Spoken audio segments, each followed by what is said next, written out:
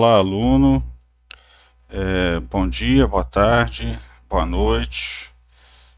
A gente, com, com esse vídeo, a gente vai dar continuidade ao capítulo de virtualização, né? Então, na primeira aula, o que que nós vimos? Nós fizemos uma revisão de alguns conceitos, né? Que alguns deles a gente tinha estudado até em outras disciplinas, como sistema operacional mesmo, e nós trabalhamos alguns conceitos, né, de host, de hypervisor, que agora a gente já tem no idioma português, né, hipervisor, e nós trabalhamos também a questão de guest, né, ou os sistemas operacionais convidados ou as máquinas convidadas. Então, nós vimos a diferença aqui de máquina não virtual e máquina virtual. Então, como é que funciona esses dois ambientes? O que que difere de um para o outro? E aí eu tratei com vocês a questão dos tipos de hipervisores, né? Nós temos o tipo 0, que é aquele onde o VMM ele é implementado a nível de firmware, quer dizer, é uma mistura aí de hardware e software, né? Então são máquinas mais caras, mas que você tem um bom desempenho aí para colocar máquinas virtuais em cima desse ambiente. Nós temos os hipervisores do tipo 1, que eles se subdividem, né? Mas basicamente nesse tipo 1 aqui, nós temos o que? Nós temos que o sistema operacional ele acaba ou sendo alterado para ser virtualizado, né?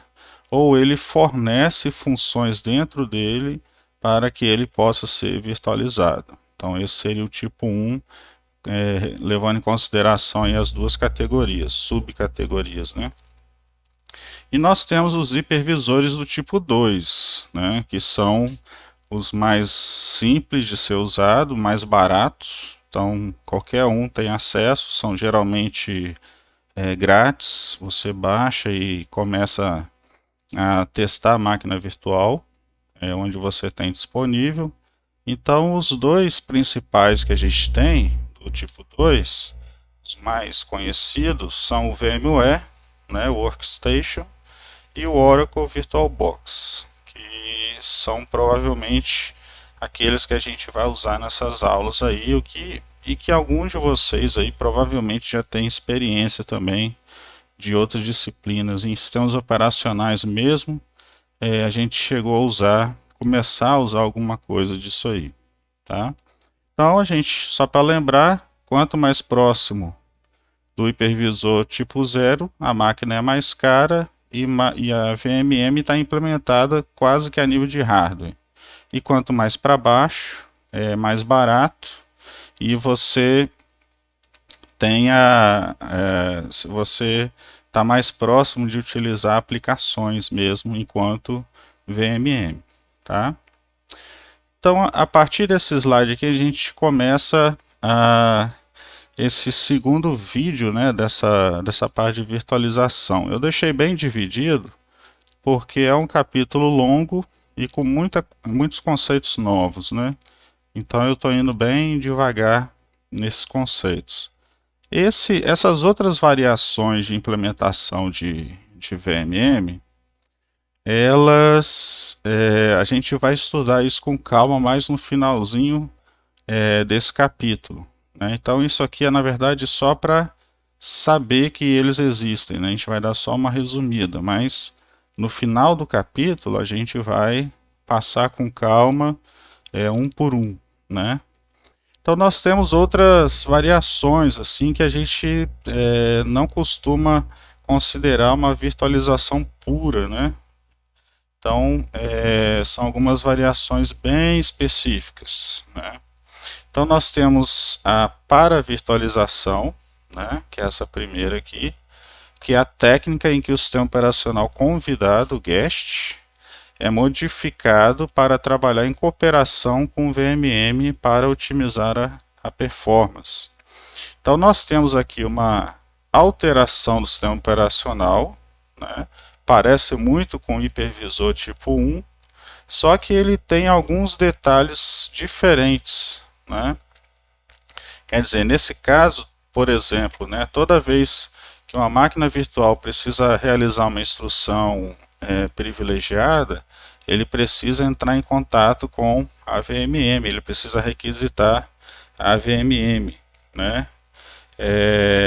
O que acontece na paravirtualização? São sistemas muito específicos, né, com um propósito específico.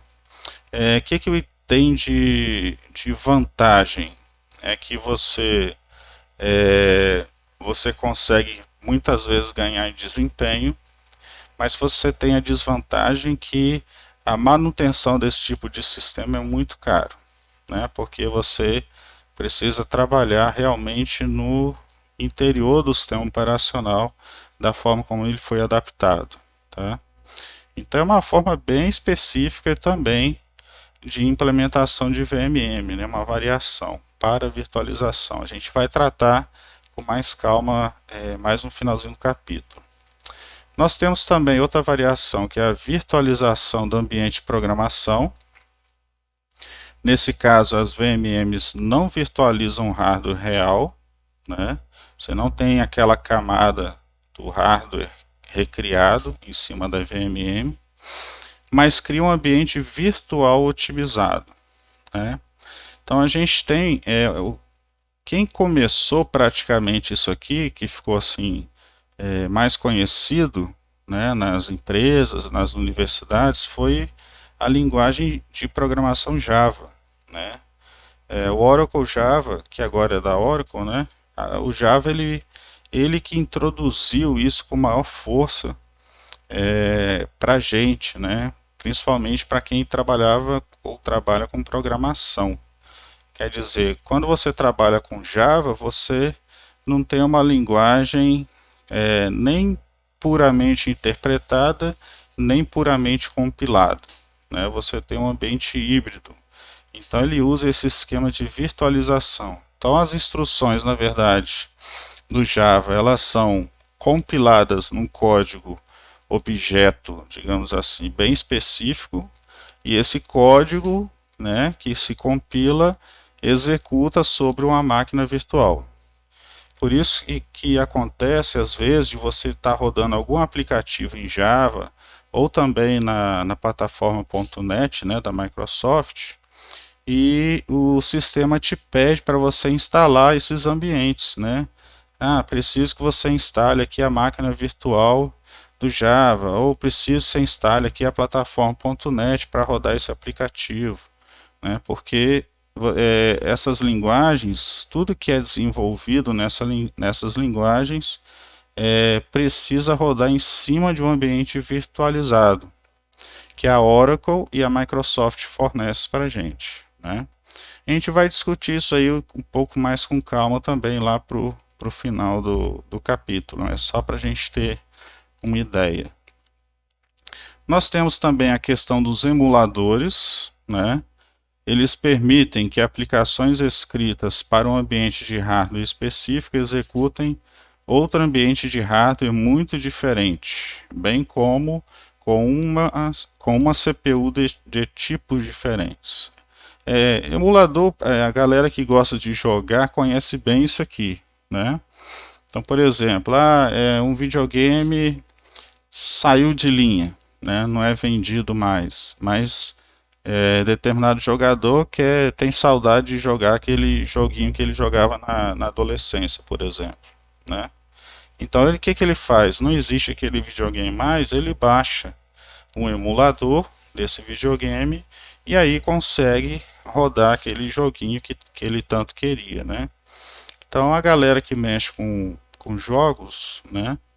Eles usam muito a questão de emuladores, né? Você emular um ambiente de hardware bem específico como é um videogame, tá? Outra variação que a gente tem são os containers. Isso aqui está muito em moda ultimamente, né? Principalmente na questão de nuvens. A galera que mexe, por exemplo, com estrutura de nuvens, trabalha muito com containers para subir aplicações para nuvem, etc. Tá? Não é virtualização, como os outros aqui também não são considerados puramente virtualização, mas fornece recursos semelhantes à virtualização ao segregar, né, ao separar aplicativos do sistema operacional, tornando-os mais seguros e gerenciáveis. Né? Então é como se você empacotasse uma aplicação e conseguisse subir isso em um ambiente virtualizado. Né? É uma questão bem interessante porque você consegue, por exemplo, criar zonas de segurança. Então, o sistema operacional garante que ele vai manter a sua aplicação dentro de um container seguro, né? Sem problemas de invasão e etc. Então, é um, é um tipo de virtualização, né, de quase virtualização, que está muito em voga hoje em dia. Então nós temos aqui as zonas, né, do Oracle Solaris, que cria as zonas e aí você pode colocar aplicativos ali dentro. No BSD nós temos as jaulas, né, e temos também as WPARs do ambiente da IBM. Mas tudo é praticamente a mesma filosofia. Você cria containers, coloca aplicações lá dentro e garante funcionalidades específicas, né, dentro do seu ambiente lá de execução. Tá? Então, novamente, a gente vai passar por esses carinhas de novo, com mais calma, no final do capítulo. Aqui foi só para a gente ter uma ideia. Tá? É um pouco do histórico, isso aqui é só para a gente ter uma ideia. A primeira aparição assim comercial de virtualização foi na época dos mainframes, né, da IBM. Os mainframes, vocês devem lembrar, são aqueles computadores muito grandes que ocupavam às vezes um andar inteiro de uma empresa, de uma universidade. E nesse caso aqui, no caso da virtualização, a primeira vez que apareceu de forma comercial foi em 72, né, através do sistema operacional, se eu não me engano, VM da IBM. Então foi o primeiro ambiente realmente virtualizado que foi distribuído de forma comercial. Então, nesse caso, o sistema da IBM permitia que múltiplos usuários compartilhassem um sistema orientado a lote, né? Que a gente estudou isso lá na revisão e em sistemas operacionais também. Né? Então eram sistemas aí no caso onde você tinha o que? Os jobs e você poderia ter vários jobs executando. Só que nesse caso executando em máquina virtual. Então esse primeiro modelo de virtualização aqui que a IBM lançou já em 72, né? Bem antigo. Isso ajudou na formalização da virtualização, né? O que se queria realmente com a virtualização. Então esse sistema ajudou que a virtualização realmente se consolidasse, né, como uma ferramenta, como uma ciência, né, uma técnica aí que você poderia usar em outras plataformas, por exemplo. Então, qual que é a definição formal de virtualização, né, a partir de todo esse histórico aqui com a IBM? Um gerenciador de máquina virtual, né, um VMM, provê um ambiente para programas que é essencialmente idêntico à máquina original. Então a VMM ela permite que você crie máquinas virtuais, meio que copiando a máquina original que você está trabalhando. Tá? Programas em execução nesse ambiente mostram apenas pequenas diminuições de desempenho. Então, por conta da virtualização, muitas vezes a gente vai ter claro, a perda de desempenho, né? Mas que essa perda não seja tão grande. Por quê, né? Se você for pensar, por exemplo, no hipervisor tipo 2, é um VirtualBox da vida, é um aplicativo que está usando, o próprio VirtualBox já é um aplicativo que está usando memória da sua máquina. Então, se você levanta a máquina virtual em cima dele ainda, você consome mais memória, ou seja, mais ainda recurso computacional. É claro que isso vai ter um baque no desempenho lá do sistema, né? Então, as VMMs elas têm que ser projetadas para tentar equilibrar isso aqui. O gerenciador de máquina virtual está no controle completo dos recursos do sistema.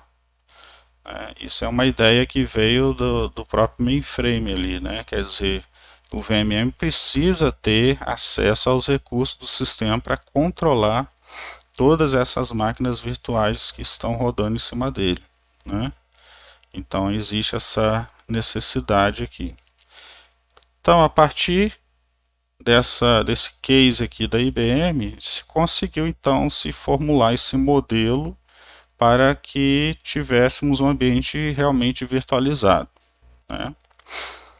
E aí no final dos anos 90 nós tivemos o que? Processadores Intel mais rápido, a partir do 8086, né? 80, 86, 80, 88, o suficiente para que pesquisadores tentassem virtualizar em PCs de uso genérico, né?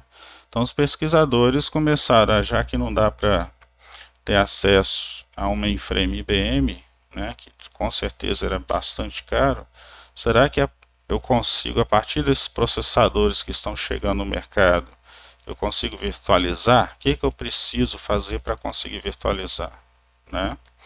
É claro que para virtualizar eu precisava da fabricação de hardware que permitisse isso, principalmente processador, né?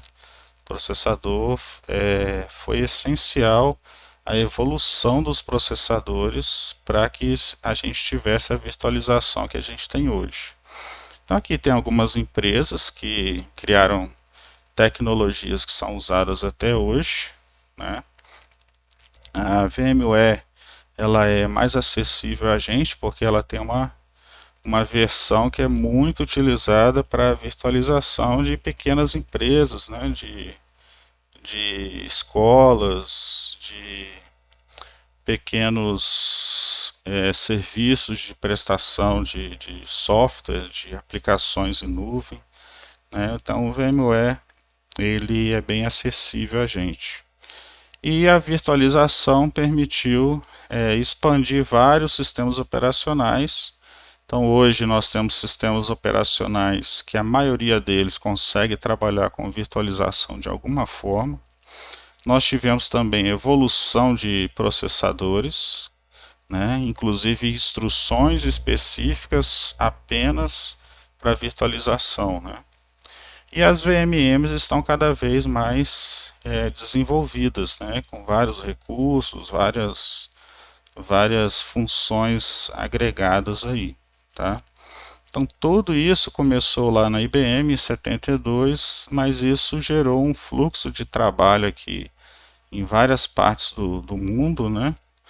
Que chegou no que a gente tem hoje, nos sistemas operacionais que a gente tem hoje, nos processadores que suportam instruções virtualizadas, na VMMs que permitem que seja implementado inclusive em hardware direto, então aumentando o desempenho.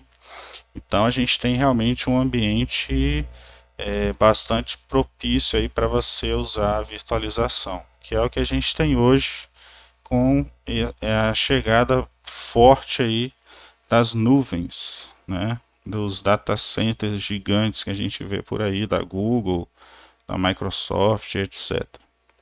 Ok? Eu vou parar por aqui nesse vídeo. E no próximo vídeo que a gente fizer desse capítulo, nós começaremos aqui de benefícios e recursos, tá? Então esse vídeo foi basicamente só esses dois slides aqui, então pouco texto aí para vocês estudarem e fazer atividade. Aproveite também para ver os materiais de apoio que a gente sempre coloca lá no AVA, tá certo? Qualquer dúvida, qualquer questão, a gente está disponível, fórum, e-mail, precisar a gente marca algum horário de aula virtual, tá? Mas eu preciso desse feedback aí de vocês, tá certo? Para eu saber como é que tá o andamento da disciplina. Valeu? Então, até a próxima, até o próximo vídeo. Valeu!